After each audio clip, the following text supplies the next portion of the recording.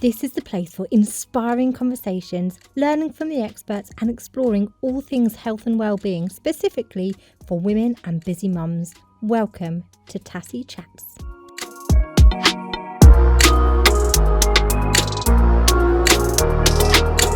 So we get to a point where we almost can't logic out of why it is that this thing doesn't feel as fulfilling as we think it should. Yeah. But yet there's a niggle somewhere inside. You're like, oh, there should be more.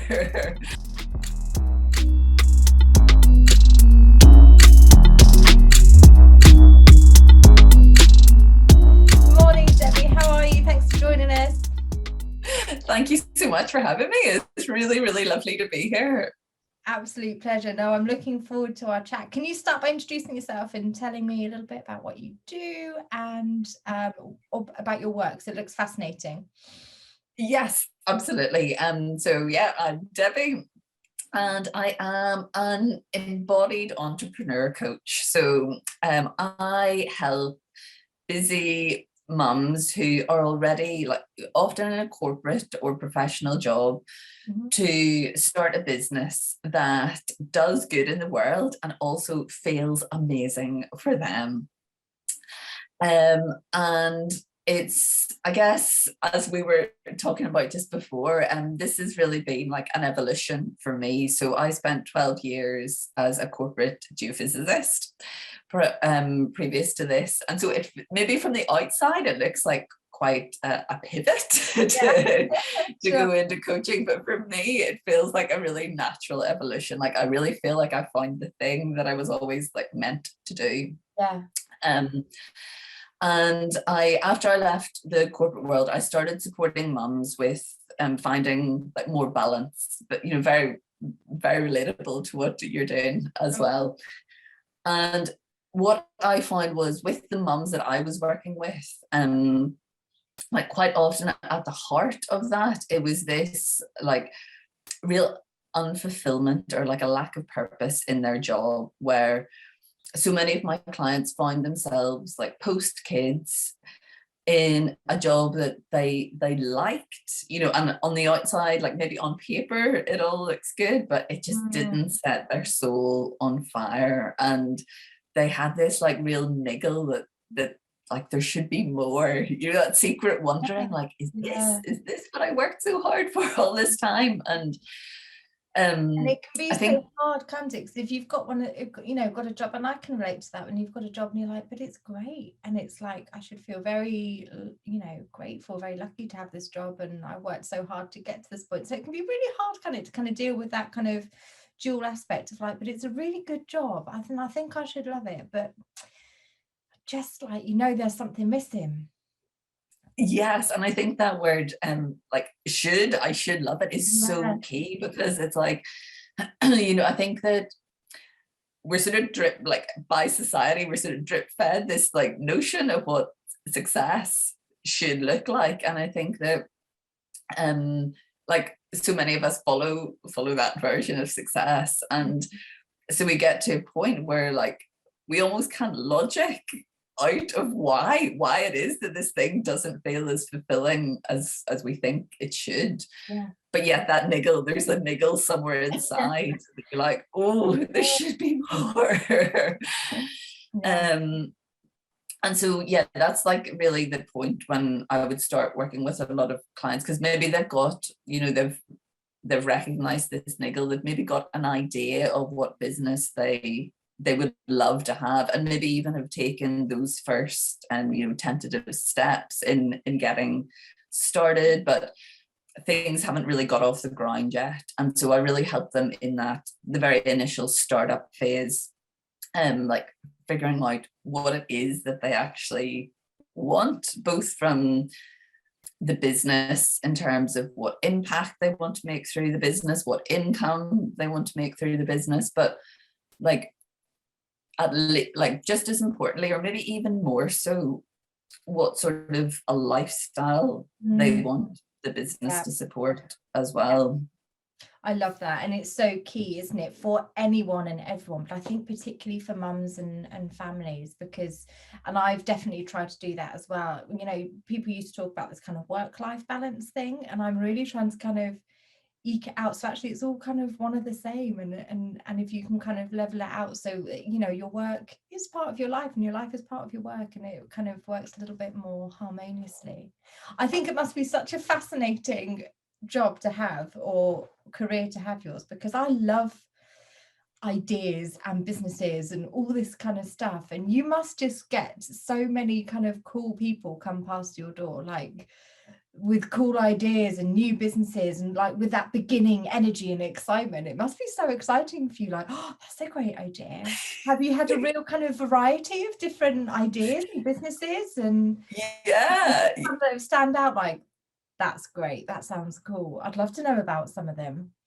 yeah, I really love it. And I think that like when I said, for me it feels like a really natural career. Like there's this quote by Steve Jobs that I use quite a lot, and I can never remember the exact words of it, but it basically says about how all the dots join up in hindsight. Like if you follow your curiosity in life, like you can never predict where it'll go, but like in the end it always joins up in hindsight. Like I think back to like when I was 5, I remember starting up a tuck shop for my parents. So I did ballet shows for them, and then I sold their own food back to them in the interval. And like my friends and I, we started up a street newspaper and all of that. I think that like entrepreneurial spirit has always been somewhere inside of me. So yeah, you're absolutely right. Like I'm obsessed with finding out about other people's businesses, and I love the ideas. And just as much, I also love like finding out other people's story about like why they came to do, you know, and I'm sure that's, yes, like for you as well, like that really comes through with you, like in your brand. And so I think that like just as much as the ideas, it's really interesting to hear like what has brought people to that point as well. So yeah, I support predominantly service-based businesses, but also some product-based businesses. And a lot of the clients that I've worked with also work with other mums. Because so I don't work, I was going to say I don't work exclusively with mums, but all of my clients actually are mums. They're going to naturally fall into that area. Yes. Oh, yeah. Because I think like the challenges there can be so unique, really. Like I think what I find is it's like that we so often don't create that time after having kids to like explore this new identity that we've taken on. It's like, you know, that thing about like when you become a mom, you birth motherhood as well as birthing like a baby. Sure. And I think that like business can be such a really positive way to explore that sort of that new identity. And so I'm really into like helping mums with that aspect of business as well. And I think that that's like a unique part of what I do. And I think that that's probably then one of the big appeals for other mums. So I love that idea that it's the business and work is something a little bit more personal actually, and it is part of your personality, and all of those kind of things intermingle. That's such an interesting point. I often joke that because I have a daughter who's almost 4, and I often joke that my business and work life is like my second child. They both take that initial burst of energy, don't they? It's like anything new, anything fledgling that you're growing, be it a child or a business, takes a lot of kind of time and energy and focus early on when it's new and little and it's establishing, and then they kind of get you know, 3 or 4 years in, and they're kind of a little bit more independent, they're kind of, you know, it's a little bit easier. So it's actually really like some of those parallels with motherhood and business, and how your personality and what you put into it kind of works. It's quite an interesting point.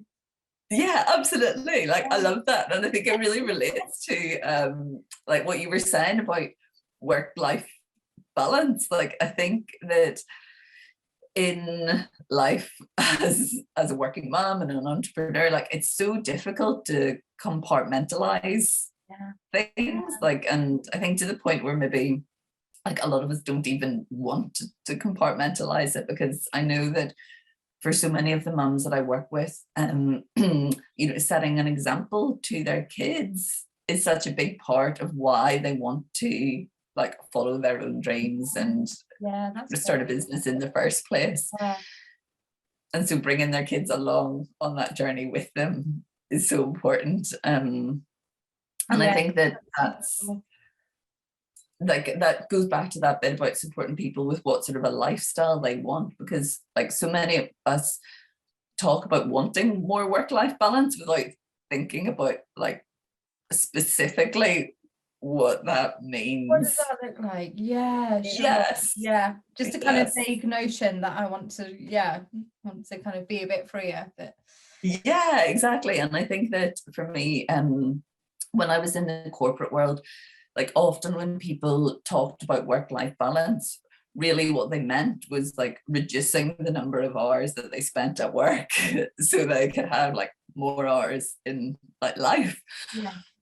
But I think then what happens when you get into entrepreneurship and a job that you really love, like you actually don't want to reduce those hours necessarily. Like the hours that you spend at work, it becomes like really important to protect those hours and see them like as an important part of your own self-fulfillment and time that you can have away from your kids and your family to like fill your own cup. So then when you do, you're starting family time from a place of like fulfillment and feeling energized and like ready to go, rather than coming home from a day at the office feeling like drained and irritable and grumpy and tired out.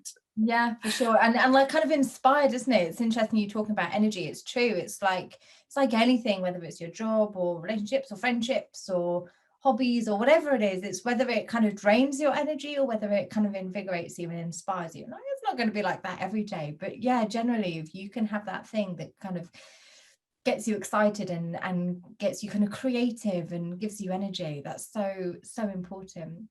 I noticed on your website there was a particular quote that I loved, and it said, taking care of yourself, I'm looking over here because I've written it down, taking care of yourself as the first priority is a non-negotiable when you are looking for success and fulfillment. And I was like, yes, exactly. So I think I love that. Can you talk to that a little bit? Because I think that's where you and I kind of see eye to eye so well as well. This idea of like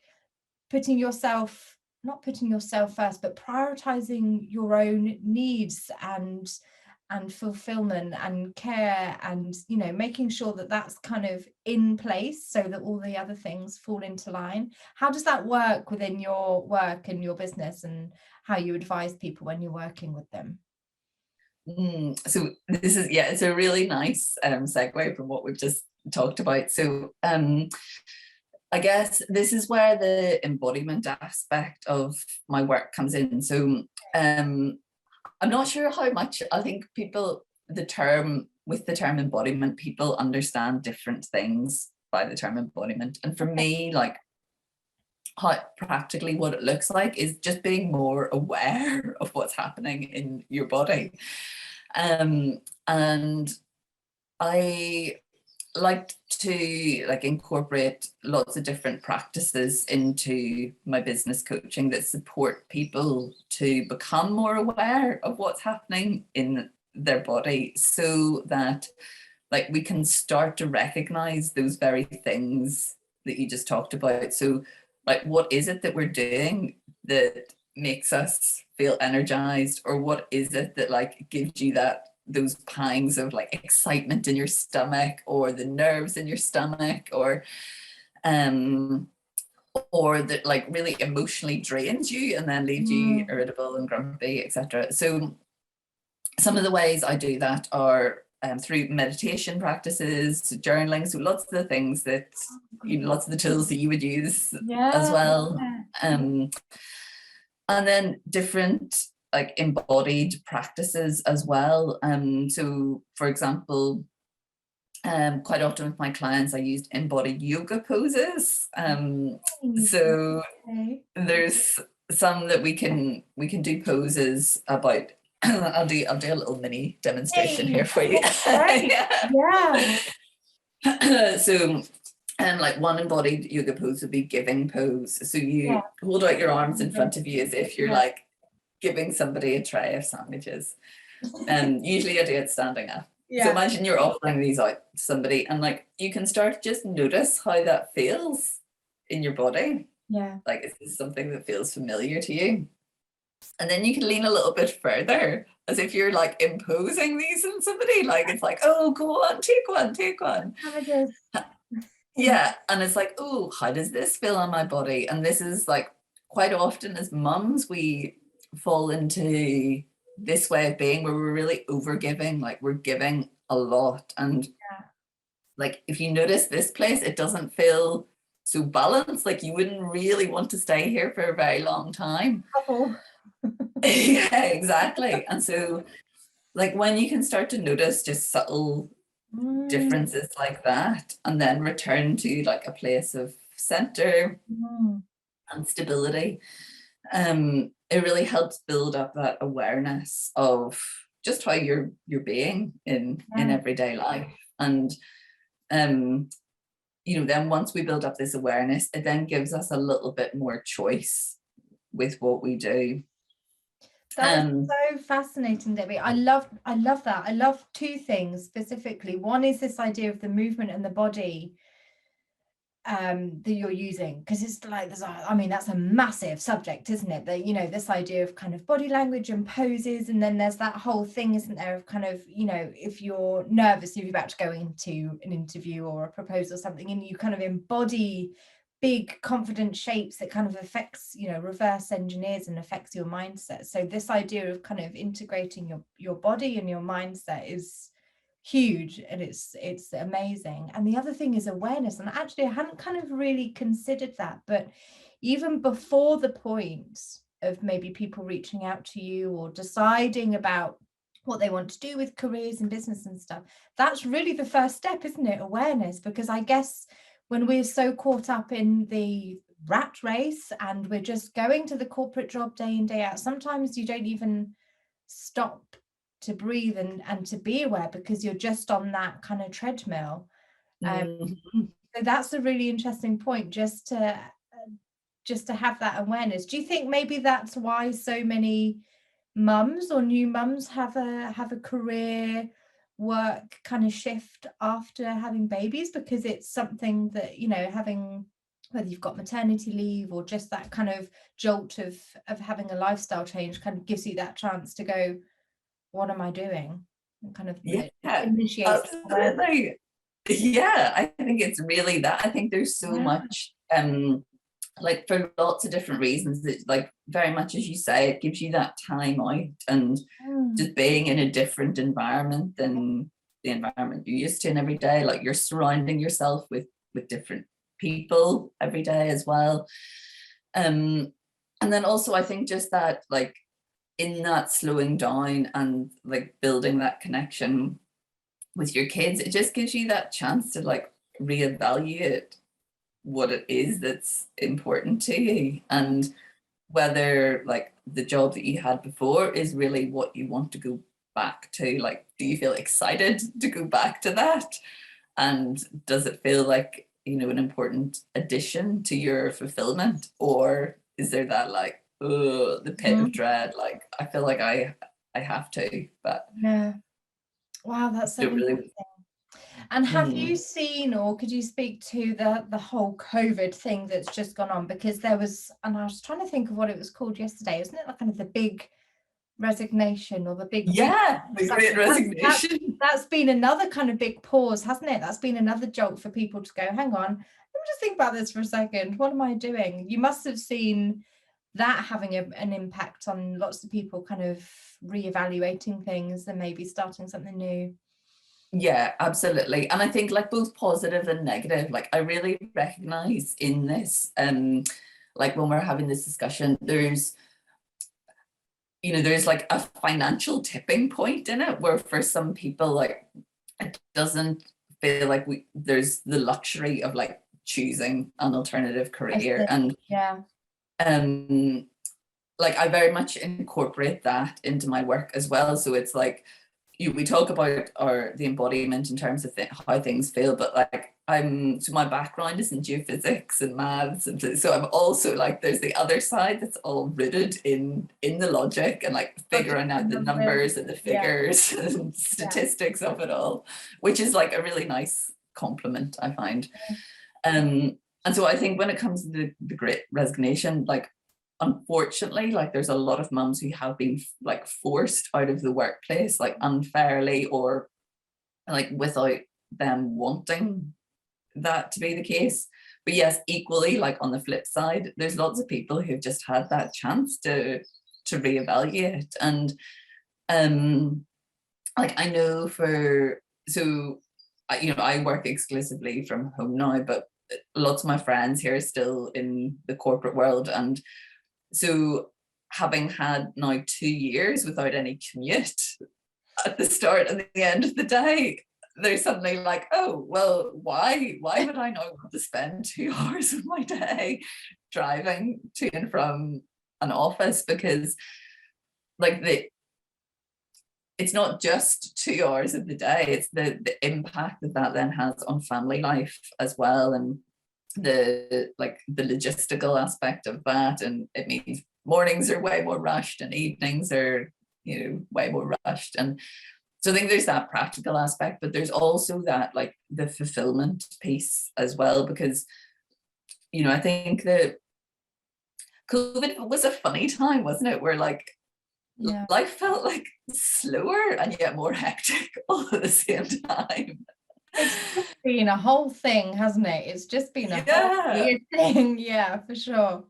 But I think that like one thing, because my younger son, he was born just like at the start of lockdown, and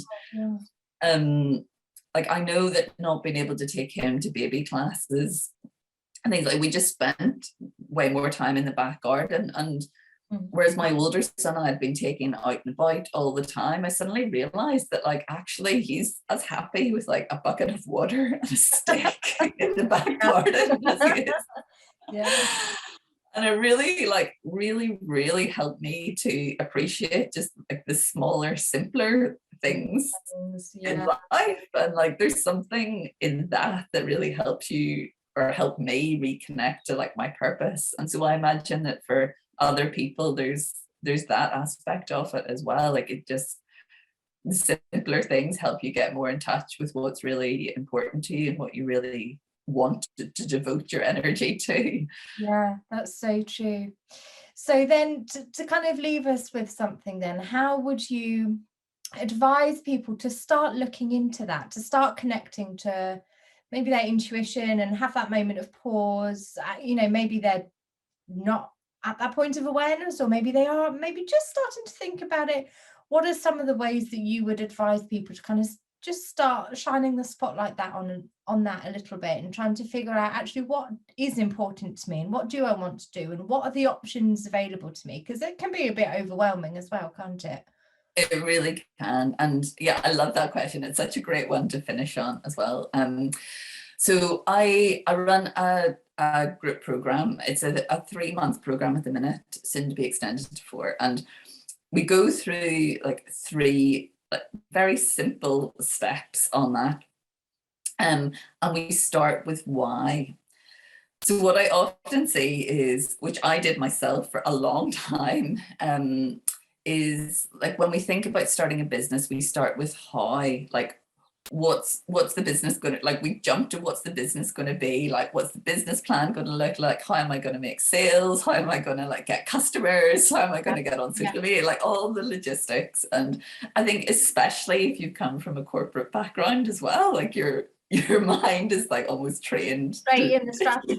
Yes, exactly. And so actually that is like the final step in getting the business up and running. What we start with is why. So like, what is it like, what difference do you really care about making in the world? And we use lots of different tools to do that and get to that answer, because I think that often, like, I trust that we all know what our big why is, but sometimes it's just buried really deep inside underneath all those layers of shoulds and expectations. So I would like encourage people to like look back at those dots that we talked about. So like, what are some common themes for you? Like, what things, you know, right from childhood have you always been interested? Like, what things have you got engrossed in? Where have you really like felt in the zone or in your flow? And there might even be aspects of that in your current job that you really like. So it's like, start piecing those things together and think about, you know, if money and logistics were not an issue, what difference would you want to be making in the world? Like, what is it that you really care about helping other people with? And that's a really great place to start, because that's the thing often that won't change. Like, that is it's almost like your compass point throughout the rest of your entrepreneurial life, because I was like just inevitably it kind of gets tough sometimes, and if you've got, it's good to tap back into that, and if you've got that strong that north point, then you go, why am I doing this again? And if you're aware of it, if you've done that piece first and kind of really got some clarity about that why, then it's something that you can keep checking back in and going, okay, that's why I'm doing it, okay, back on. Exactly. Because I think that, like, you know, through like factors related to like your personal life or external factors like COVID, for example, like things will always, the how you do things, I think, will always change and evolve and grow. And so this is why I like to support people in getting those foundations of like tapping into yourself and understanding your why, because when inevitably things change further down the line, you can keep going back to that why and use that as your starting, like your constant starting point again and again and again. Not so you never start again, but like it's that constant point that you can go back to. Perfect. I love that. It has to be the foundation of everything, doesn't it? So where can people come and find you? Can you let us know if people are interested and maybe starting to explore some of this stuff? Where can people come and say hi and maybe start their journey with you? So Instagram is the best place to find me, at Debbie Lee Co. And there's a link in my bio then to other places. So I've got a website, I've got a podcast that I publish every week, and a regular like email newsletter as well. But Instagram is the best starting off point. Perfect. Excellent. So we'll come and find you on Instagram. It's been such a pleasure chatting, and I think your work is just fascinating and I love it. It must be wonderful for you to, like I say, see all these women and mums and everyone who you work with come through with their exciting new life changes, and I'm sure you see a lot of success as well. So thank you for telling us about it, and hopefully inspiring some people along the way. It's really cool.